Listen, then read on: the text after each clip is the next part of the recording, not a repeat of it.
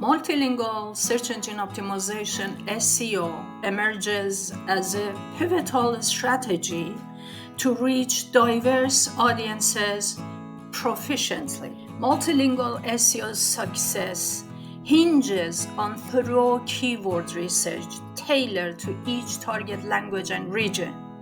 Utilize linguistic expertise and native speakers to discern the most relevant keywords and phrases.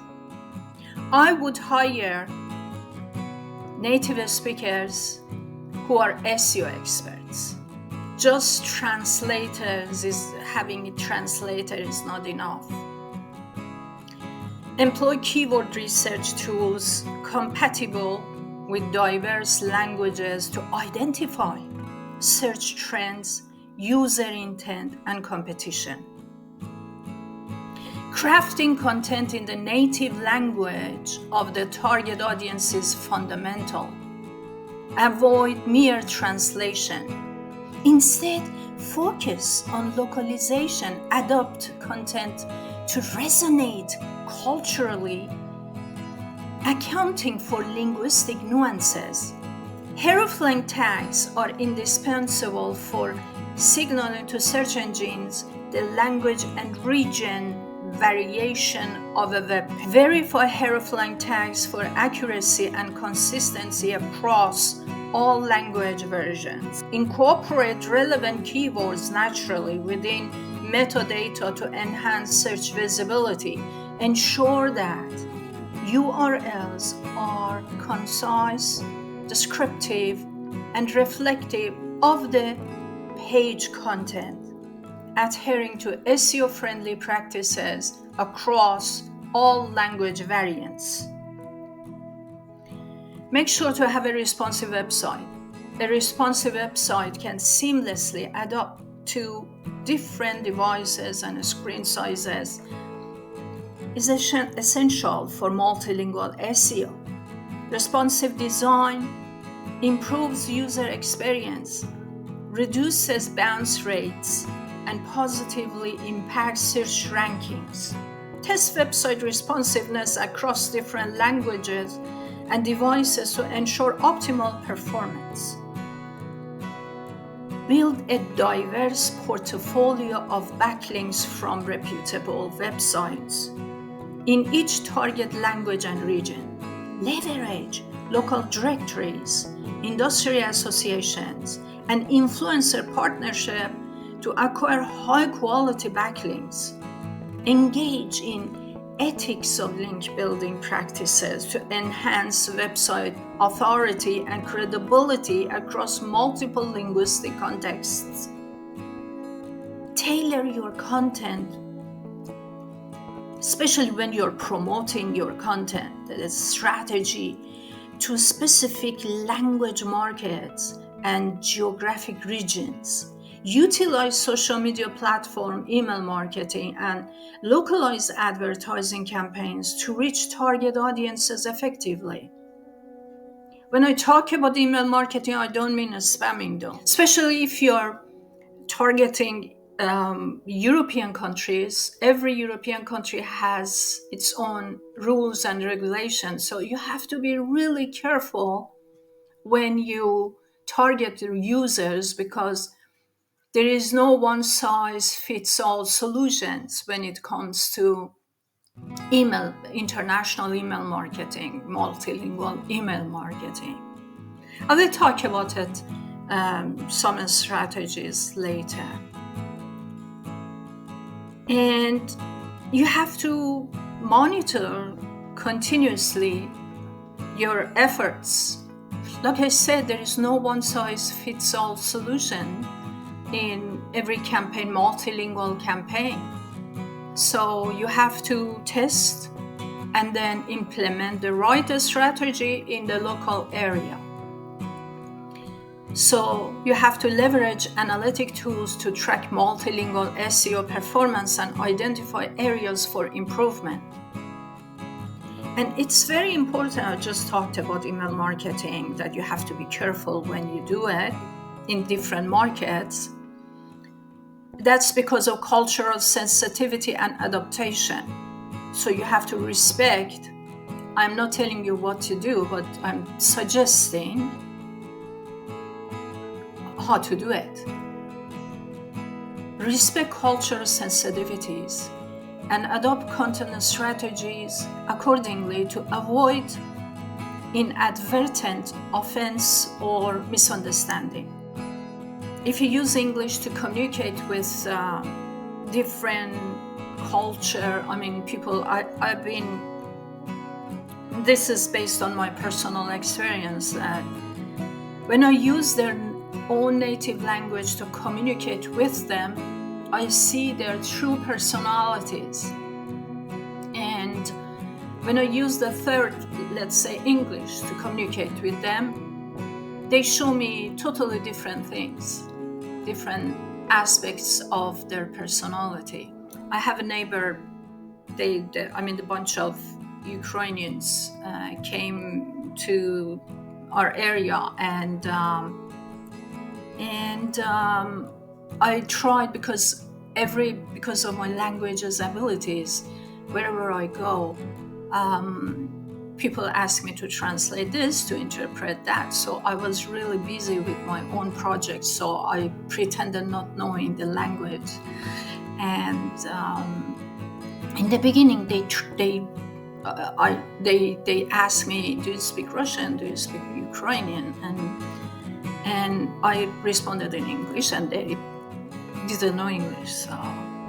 So it happened, some misunderstandings in terms of communication. And finally, one day there was a car thief outside, wanted to steal some car parts of my Ukrainian neighbor, and he shouted, and then later on I had to step in and speak the language, because it was very necessary. So from that day on, we had great relationships all together, and they friends.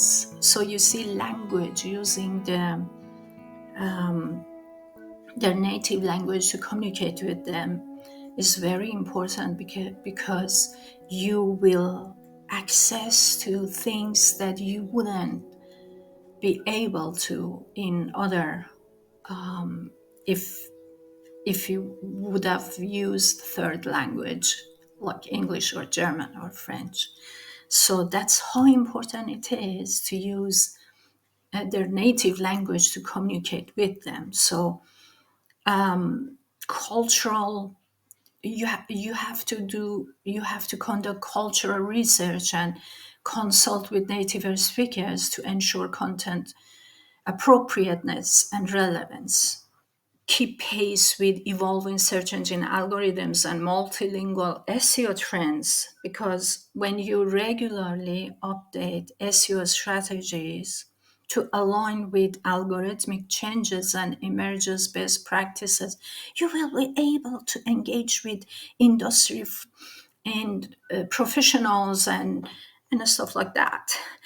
And another aspect is user experience optimization.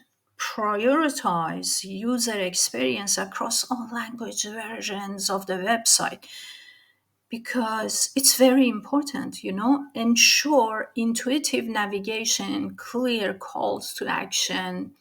And the reason I say, a few years ago, I was invited to Berlin to help this small business, German small business within clothing.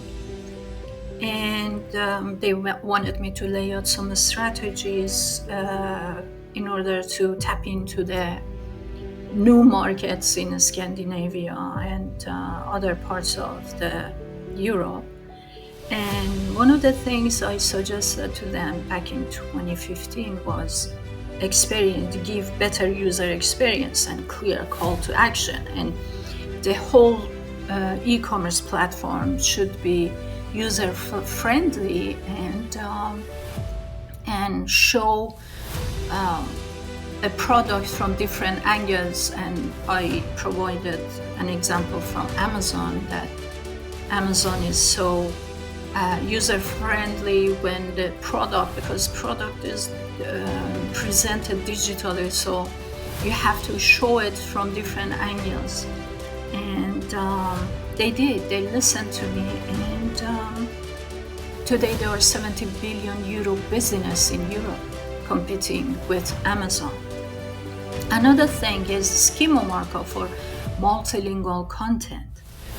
You have to implement schema markup to provide search engines with structured data about multilingual content. Utilize the schema.org markup to specify language variations, localized business information, and other relevant metadata. And don't forget to, if you implement videos in your page, then don't forget to use schema markup for your video as well.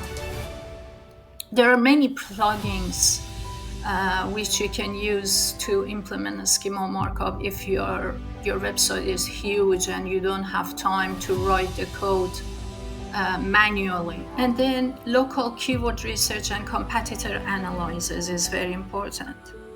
Conduct in-depth local keyword research and competitor analysis for each target language market. Understand regional search trends, user preferences, and competitor strategies to refine multilingual SEO strategies. Leverage local keyword variations, long-tail keywords, and geo-specific terms to capture relevant and search traffic and gain a competitive edge. And organize your multilingual content into distinct sections within the website structure. Create separate subdirectories or subdomains for each language variant to facilitate targeted indexing and ranking for search engines. And this will help to crawl your websites in local area better. And encourage user-generated content in multiple languages to enrich website diversity and engagement. All these things I'm talking about mostly are for those e-commerce owners that wish to expand in different regions and sell their products and services, because it's more relevant, of course relevant for everybody, but if you're selling services and you have to do first market research, if the area you are aiming at, if there is a market in that area, and then do the investment of multilingual SEO and multilingual digital marketing campaign. Because there is no use if you don't have the market. Sometimes, first you have to find out if there is a competition there. If there is zero competition, then forget about it. When there is zero competition, means that there is no money there, there is no interest in there. Unless you create the interest, you create the trend. A few years ago, nobody knew what is multilingual SEO or multilingualism or international. Really, I mean it. I created a trend. Multilingual digital marketing expert were keywords I targeted. I created a trend across different platforms and languages, and then I forgot about it because I got busy with filmmaking. And now businesses are targeting those keywords and phrases. So you see, even though if you are very interested in expanding into that market, and there is zero competition and zero interest, you can create the interest, you can create the brand, and see how it goes. If you are able to sell, then so be it. Then that's great. But don't blindly go to a market, international market, and start with all those stuff, because you spend a lot of money there and you gain a little in terms of lead generation and stuff. What I did was I did everything organically. I didn't pay for advertising back then. So in terms of localization and iterative improvement, you have to embrace a culture of continuous localization and iterative improvement to adopt multilingual SEO strategy over time. Regularly review and update content, keyword, and optimize your website in local languages so that you're always fresh, and use influencer marketing because they help you out. And I believe that it's better to partner with local sellers, local providers. This way you gain competitive edge over your competitors, because when you become friends with even those, for example, I've been head of marketing at ecommerce, and what we did was, my strategy was to get our competitor, one of the biggest competitors within clothing, I got them to become our affiliate. So we were able to make money all together. This way we were able to save advertising budget, because our competitors were promoting our products and services, selling our store products and services. So you see, in this day, I mean, it's very different from back in 90s that everybody was competitor and it was like fierce competition.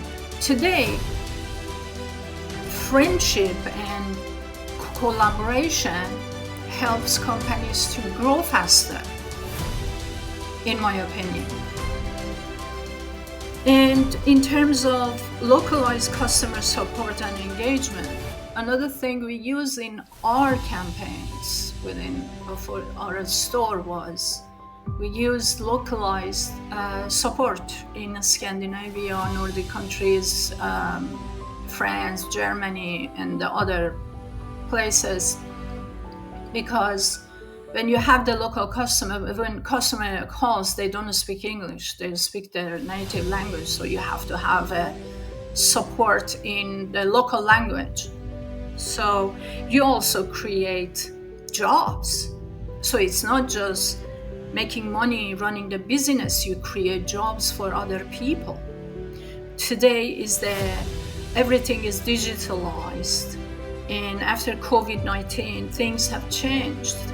Now you don't have to go to the office, you can sit in the comfort of your home and do the jobs, and probably once or twice a week you go to the office and have your meetings. So these are some strategies I provided to you, and I hope they were useful.